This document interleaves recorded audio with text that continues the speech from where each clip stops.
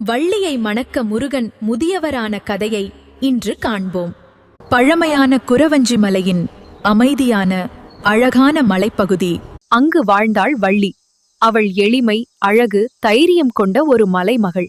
அவள் தன் வயலை காக்கும் பொறுப்புடன் பறவைகளை ஓட்டிக்கொண்டு இருந்தாள். அவள் வாழ்க்கை இயற்கையோடு கலந்திருந்தது. அந்த நேரத்தில் முருகப்பெருமான் அந்த இடத்திற்கு வருகிறார், ஒரு தெய்வீக ஒளியாக. வள்ளியை பார்த்த அந்த நொடியில் அவரது மனம் அவளிடம் ஈர்க்கப்படுகிறது. வள்ளியை அணுக முருகன் ஒரு முதியவராக வேடமிடுகிறார். மகளே, எனக்கு தாகமாக இருக்கிறது, தண்ணீர் வேண்டும் என்றார். அன்புடன் தண்ணீர் தருகிறாள் வள்ளி. என்னை திருமணம் செய்து கொள்கிறாயா என்று முதியவர் வேடத்தில் இருக்கும் முருகன் கேட்டார். அந்த வேண்டுகோளை கேட்டு வள்ளி அதிர்ந்து போய் மிகவும் தயக்கத்துடன் மறுக்கிறாள். இதனால் விநாயகர் முருகனுக்கு உதவுவதற்காக யானையாக மாறி வள்ளியை பயமுறுத்துகிறார்.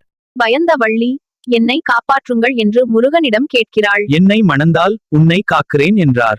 அவள் உடனே சம்மதிக்கிறாள்.